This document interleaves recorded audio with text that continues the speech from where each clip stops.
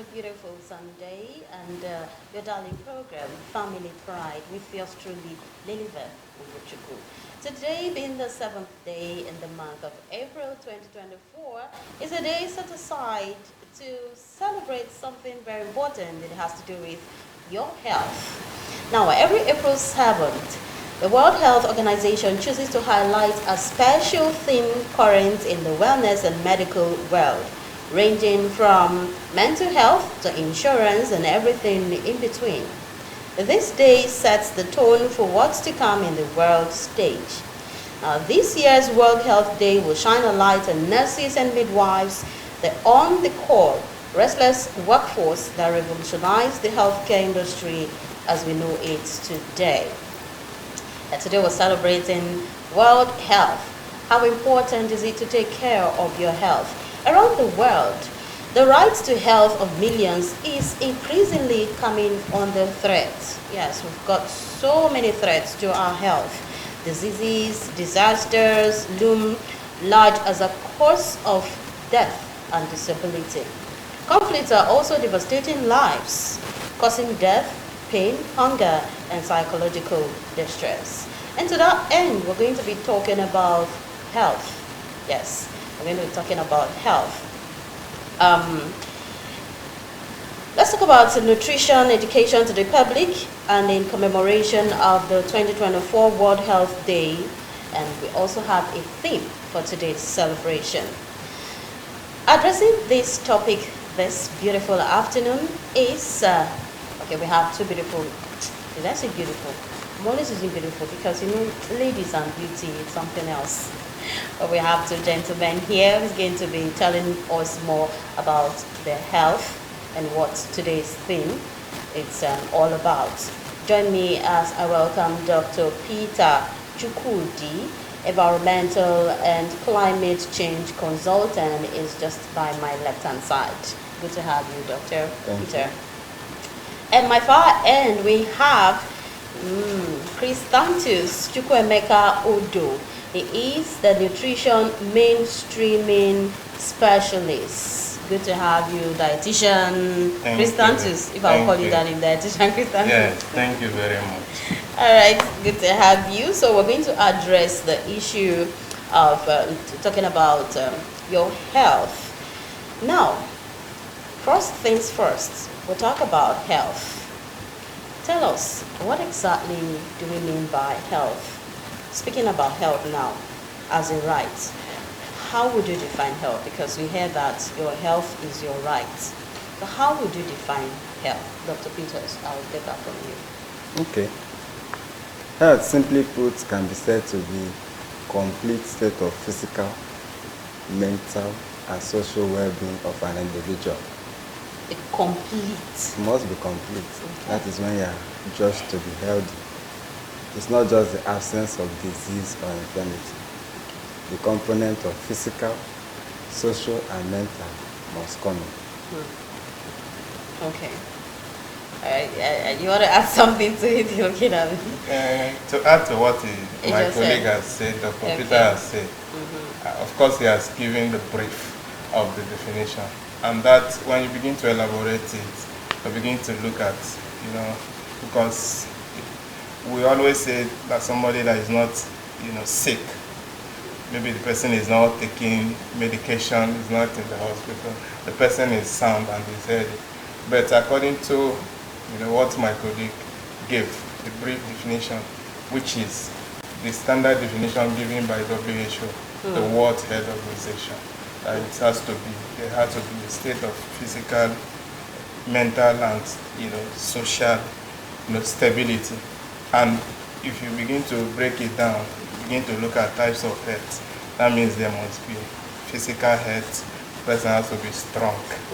Yes, mentally and in the way of reasoning, the person has to be healthy, and even spiritually and socially, the person has to be, you know, healthy, and all combined together before you say. That was why my colleague Dr. Peter said it has to be complete. Yes, and that brought about the theme of this year's celebration, which is my health, my right. My health, my rights. Yes. Okay. I was actually going to come to the theme, but you have already filled us on that. But subsequently, you're going to throw more light on that. Now, we have a topic for today, which is fulfillment of rights to health through adequate food security, stability, stable environmental and climate change. Fulfillment of rights to health through adequate food security, stable environmental and climate change. And they're coming under the Life ND project perspective. That's the perspective we're having these two guests this beautiful afternoon. Now, speaking on the theme, you just talked about it, your health, your rights. Kindly throw more lights on it. All right, thank you very much. Just like when you are giving your intro, you gave some lines concerning the theme of today's celebration, because you even helped me to bring them out. When you are saying that globally, the right to health of the people, are under threat because of the high prevalence of both natural and man-made disasters, diseases, calamities, and all these things, insecurities. All these things are causing a lot of pain, coming from my angle as a nutritionist, causing a lot of hunger, a lot of food insecurities. And even from my colleagues, the environmental specialists, because of a lot of environmental degradation, which is hampering on the health of the people.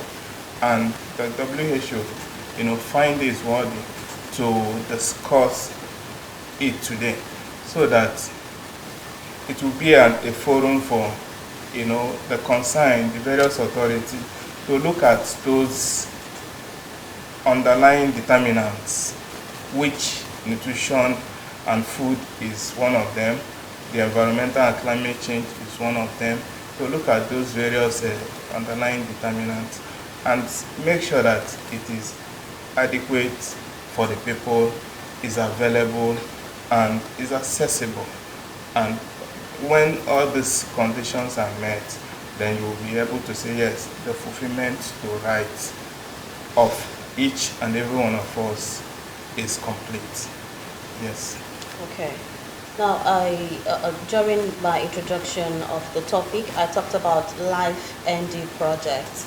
Now, can you throw more light on that? What exactly do we mean when we say Life ND project? Okay. Life ND, it stands for Livelihood Improvement Family Enterprises for the Niger Delta Project.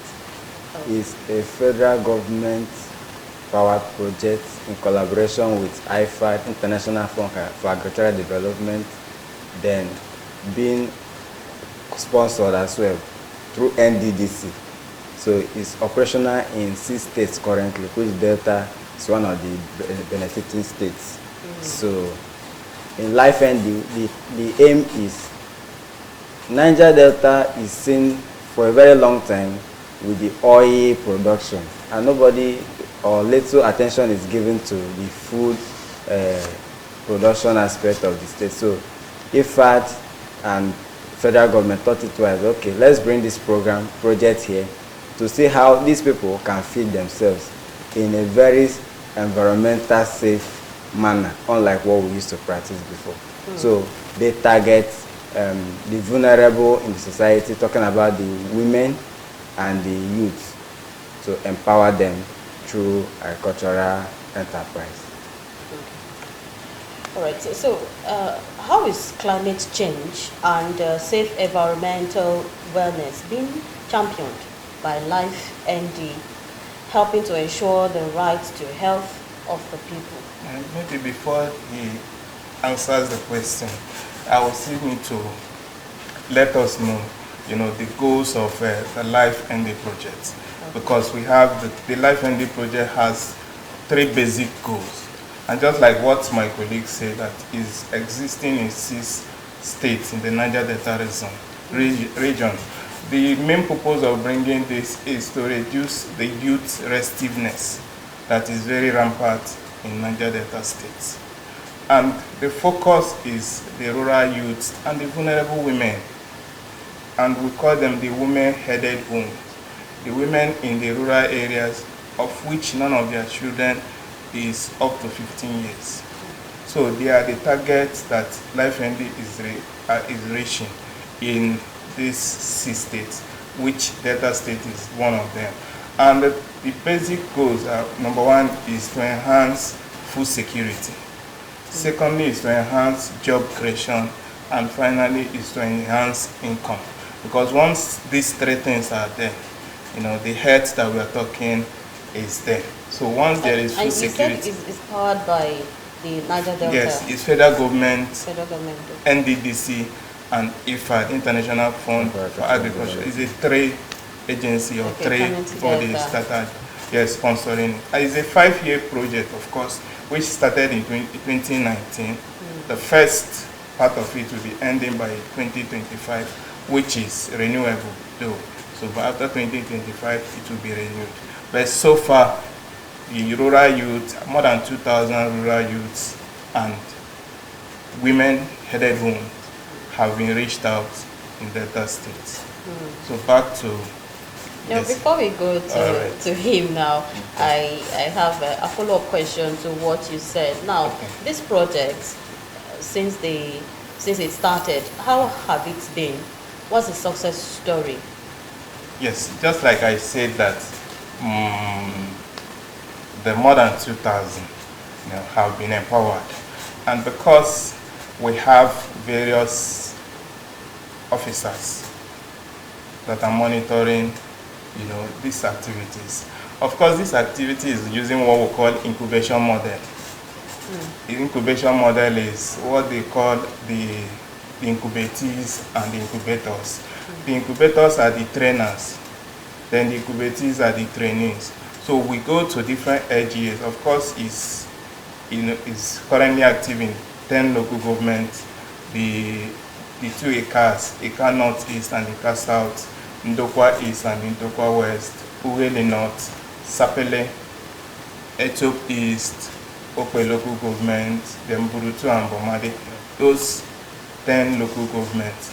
So what the LifeMD officers are doing, that they will go, the opportunity will be advertised, and people of that category, the rural youths and the rural women, will apply, yes, and they will do selection. After selection, then we'll do orientation. How do you select? Yes, you call them now, invite them for interview. Okay. Check the credentials, check what they have, because you must be from Delta State, you must be from the local government, So I can't just give you a name and say, oh, this is my brother, you have to get you must be from that there. local government. Okay. Coming to the local government, there are selected communities that, yes, and the age range is 18 to 35 years. So if somebody is above 35 years, the person is no more, especially the youth, 18 to 35 years. Of course, the women-headed homes might be more than 35, but none of the children will be above 15 years, because we assume that if he's above 15 years, he must have started, getting something for the family. So that is it. So after doing the selection, the lucky ones will be distributed to various incubators. Just like I said, we have is using the incubation models. The incubators that we are making use are those into fish production and processing, poultry production, palm oil production, and cassava production. So those are the 4 enterprises that LifeMD are currently, dealing on for in Delta State. Over in the other states, they have their own various agro-business enterprises. So in this, they distribute the trainees. They spend some months to learn. So at the end of your graduation, if you stay for 6 months with an incubator, a trainer who owns a poultry farm, after graduation, you will be given a starter pack to start running your business, to start making your means of livelihood, and start, feeding yourself and your family. And that aspect will say that there is adequate food security, because the food has to be there, is available, is accessible, and is affordable, because it has the means of livelihood. but she has the means of livelihood, so he can defend for his or her family. Yeah, so for those that are trained Yes. and given starter packs, Yes. how do you monitor them and make sure that they stay in line with what you have taught them and they use the starter packs judiciously? Okay. How do you monitor their progress? Okay, so Making sure they don't deviate. Yes. in the want office to where say we are something? coming Yes. from, we have the monitoring and evaluation unit. Okay. So the officers in that unit, they go monitoring what they do. So as the first question you threw, the success story of LifeND. Like you said, it's an incubation model, if I may throw more light, is just like the Igbo Oga and Boy system, where the boy is engaged for a period of time. After graduation, is settled, and the Oga does not just take up the hands, he monitors the success and the progress of the settled boy to get to an Oga stage. So we have the evaluation and monitoring unit that does that kind of job. Okay. So the success story here is, over time, for about 2 years now, we've had those who enrolled, the applicants who were successful at the period of training, and now Ogas. They are now incubators. We've given them new students. Students to yes. train. So they are now trainers. Okay. And we pay them. Oh, really? Yes. Okay. We pay them. Per student you train, there's an amount they pay you. They also give stipend to the student on monthly basis to cover the transportation to the training site until graduation. Then they will settle with starter pack. So if we have been able to train a student to become a trainer, I think that's enough success. And in those communities, like when you go to Uwe, we have cluster, we have people who have been trained and they are not trainers. They have their own fish ponds. Yeah. So food as fish has become so much available that when you go to Saple, you will see poultry. The birds are very cheap. Yes, because our graduates are now making the money out of it. So there is enough poultry in Saple currently because of LifeND. So we have a lot of success stories all over the place. So, like, how many graduates have you been able to produce so far? Like he said, there are more than 2,000. 2,000? Yes. So, you know, in a school, when people graduate, it's not everybody that will have the success at the same time. Yes. But the success rate is more than what you can say that we are excellently doing well, and we are continuing to do that. So for a student that did not do well, is there a window for the student to come back, re-enroll again, and, you know? No, you cannot re-enroll, but you will tell us your challenges. Okay. For instance, during the 2 years ago, there was flood Yes. that ravaged most of the farms. So those that were affected wrote a report to the office. The office goes and evaluates the extent of the damage. All those commodities are insured. Yes. So the insurance company came in and covered it, gave them a fresh starter pack. So they started all over again. We must verify the claims they made, then they give them fresh input to start all over again. So we just leave you. We see that you stand on your feet before we hands up. Well, I must say that's a very huge project. Yes. It's a huge one. All right, so to the question I asked earlier, how climate change and safe environmental awareness being championed by LifeND, helping to ensure right to health of the people. Okay. The commodities we run in LifeND, for instance, the poultry, we generate waste. Yes. The poultry waste. Okay. And it's a source of concern if thrown carelessly or indiscriminately into the environment. LifeND, people have been doing poultry, so what is so special with the LifeND, apart from giving you input? We will also take care of the environment, because all the agricultural inputs and practices are done in the environment, and they have some adverse impact. So LifeND sees a way of mitigating such impacts. For instance, the poultry I was talking about, the waste, the droppings, we don't just throw them away. Life ND, through my office, Environment and Climate Change, we have been able to convert poultry waste into biogas. Oh. Yes. So the waste is fed into the digester, and some microbial activities go on over time and produces gas. So that gas can be, they use it to cook, to even roast their chicken, fry egg, anything they want to do. So you see, apart from controlling the waste, we are generating energy. Everybody knows what a kg of gas costs now. So, why did you talk about roasting chicken? I mean, it's a value chain. You just activated that chicken. you were just looking Maybe for my after the program, you can come over to our office. Can you We'll tell me? give you Okay, beautiful. after the program. Beautiful. So let's continue.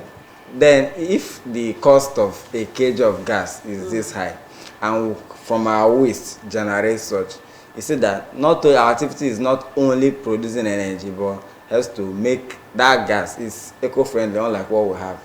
It's free from any contamination. It's not like the gas. No soot, no nothing. Even the current gas we buy now, check under your pot, you see some soot.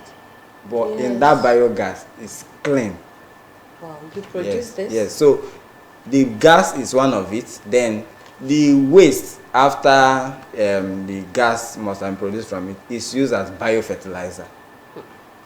So you see, those in crop production, cassava, homestead garden, instead of going to buy NPK, the artificial fertilizer, just come take the money from there and go and apply. So you see, we recycle everything. Yes, this is very interesting. I'm just hoping that it goes viral. Like you just said, you've been able to produce more than 2,000 or thereabout students. Graduates, Yeah, graduates. Yeah. I just hope you would produce more, because if you take this thing to the length and breadth, I don't think we'll be having waste anywhere. No. Imagine transforming your waste into energy. Yes. Wow. And this gas you talked about, that's true. The gas we get these days, you see the soot under your pot. Yeah, but this one you talked about now, you don't have anything like that. No, it's clean. So this should be commendable for It's usage. clean. People can use it in their homes. It's clean. Yeah? Simple. Yes. So also Okay, that is okay. one. Oh, that's so one. To go on. Then you see the way we practice in Life ND, the agricultural practice we don't do it the conventional way. When, for instance, those in cassava production, they don't just come and bulldoze the whole place and leave it fallow. No, we encourage selective cutting of trees. Reason is, if you leave the place bare, there will be direct heat of the sun, which will not only impact on the soil texture and structure, it will also affect the microbial activity that will help in manure production. And the direct heat of the sun, when everybody cuts down the tree, what the tree brings out is what we take in. In the name of looking for food, you cut down everything, even the ones that are not even problems in the farm, you cut them down. So we encourage that you do selective cutting. And Life ND has also, through Environment and Climate, you see everywhere is hot. Yes. It's rain fell the other day, but everywhere is still hot. That is to tell you that climate change is real. So we've been able to plant more than 1,000 trees, cash crops, in various communities we operate in, just to stem down the effects of climate change. Wow. Highly commendable, I would say. Yes. Highly That's commendable. that's the work of Life ND. Life ND. Oh, Great. okay. Now, so how nutrition mainstreaming activities being championed by Life ND helping to ensure right to health of the people? Okay. Yes. Over to me. Yes, over to you. Yes. When we started, we said that the connection between health and nutrition, they are too numerous. So, and once there is a problem, with nutritional or food security, the end result is what? Is malnutrition. So it can be undernutrition, it can be overnutrition, but either of the two, it is affecting, the stability and the health status of every individual.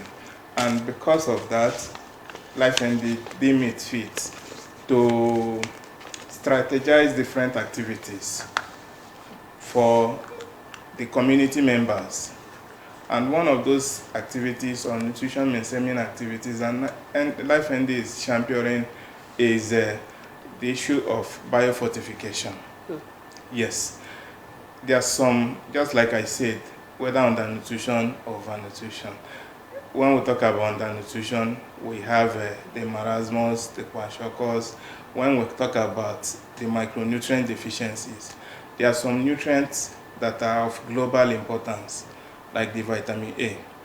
The prevalence of vitamin A deficiency is on the increase, and it hits or it affects especially the vulnerable group, the infant and the young child, the pregnant women, the elderly.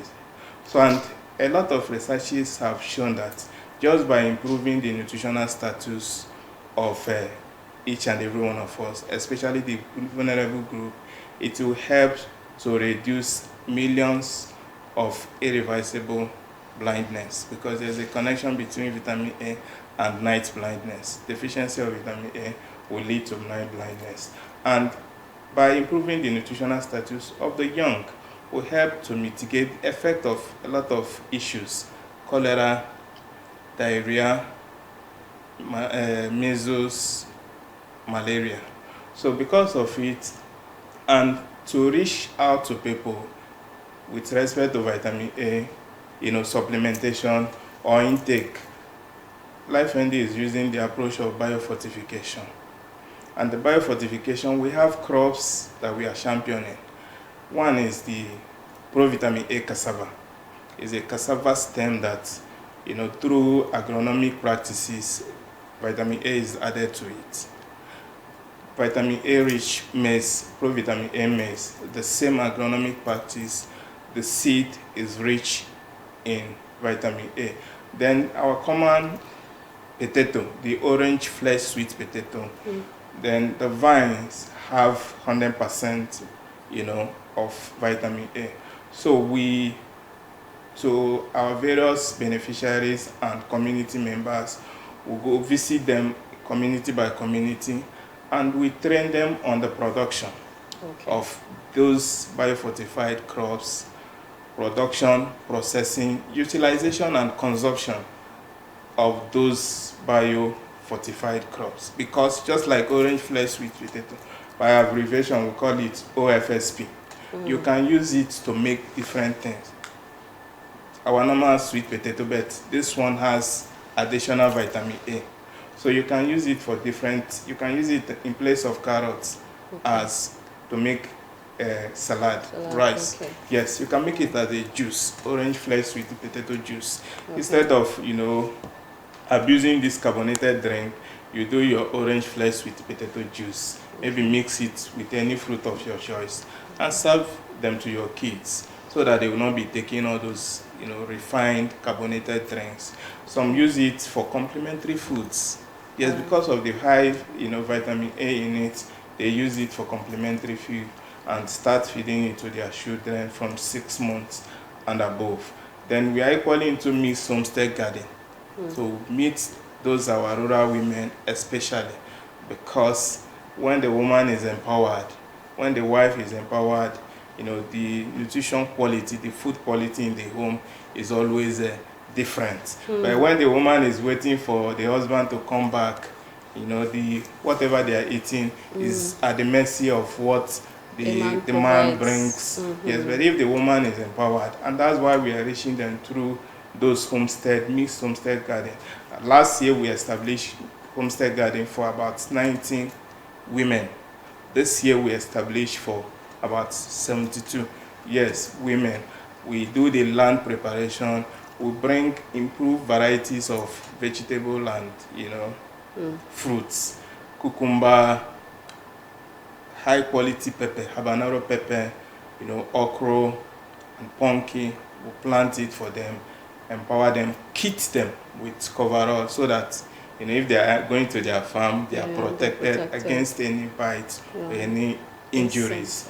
Then they give them, knapsack sprayers, watering cans, because these activities is what we want to be on a sustainable basis. Majority of us, we depend on rain-fed, farming. During the dry season, everybody will go Relax, home. yes. But with this, you can do your farming, homestead production, producing vegetable, especially in dry season, on a sustainable basis. And another striking one is what we are doing, the school agricultural program. Yes. So far we have gone to about 15 schools, going to 20, to do what we call school agricultural program. Because you know about homegrown school feeding program. But you find out that in some localities, in some states, it's not in existence. And by the standard of LifeND, where the homegrown school feeding program is not going on, what we are mandated to do is to establish, school gardens. But before we go ahead in establishing the school gardens, what we do first is to establish young farmers through Good Nutrition Promoters Club in different schools. What we want to achieve is to instill the attitude of farming at their tender age, so that when they grow up, they will not deviate. They will see agriculture as something, as a means of livelihood, something they can do on commercialized basis, and yes, they would take care of their family. And while in the school, they can eat, food that are rich in micronutrients. Yes, this and some of them are what we are doing. Let me stop here. Wow. We'll roll them out. It's a whole lot. I'm telling you, So it's a whole lot. it's It's a whole lot. LifeND has really gone. They've actually gone far, and I would say that you people are doing well. And I want to urge you to continue. Don't relent. Don't stop in what you're doing. We will become a production country. Yes. It's not going to be limited to Delta State alone. I hope so.